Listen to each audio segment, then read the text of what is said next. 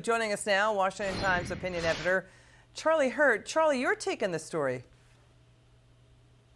Oh, it's truly astonishing. And to think about the fact that here we were, this COVID relief was something in a national emergency, in a once in 100 years pandemic, we were told, where people tightened their belts, people stayed home, people did all sorts of things in order to help people who were less fortunate than ourselves. This was one of the most dire emergencies outside of wartime that this country has ever been through. And to think that you had the very government officials who were in charge of collecting our money and safekeeping our money and making sure our money didn't get wasted were stealing it themselves and running around and living like kings and queens off of our hard-earned money.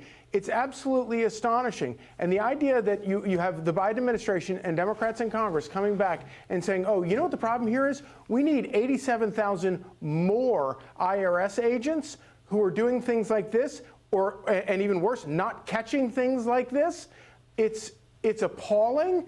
And the fact that something like this comes up, in the throes of an election, I think I think it probably means that someone's going to pay a price for it. And I hope they do. Charlie, to your point, I mean, reports are they stole anywhere from $400,000 to $500,000, and they spent it on luxury cars like a Mercedes-Benz, trips to Las Vegas, Gucci, fashion wear, jewelry. And Charlie, it came. I think we talked about this last week.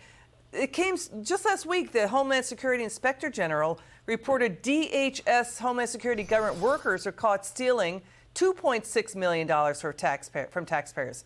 More than 2,000 fraudulent, bogus, jobless pandemic claims, pandemic jobless benefits. We're talking FEMA, TSA, even workers at government law enforcement training centers were stealing.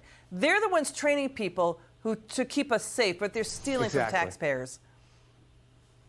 Exactly. And, right now across this country, there are little old secretaries who got over their skis, who stole less money than this from companies, private companies that they worked for, and they go to jail for it because it's fraud, it's theft.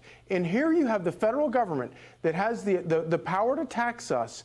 You have officials who are in charge of watching the hen house, and they're the ones doing this stealing.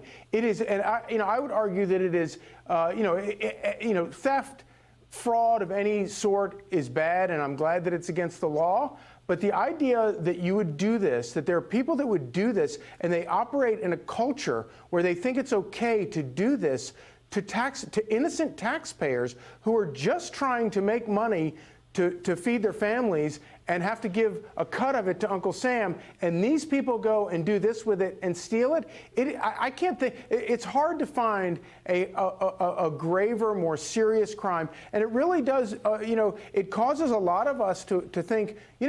What role should the federal government have in an emergency like this? Right. I mean, right after Medicare was launched in the 60s, there was fraud.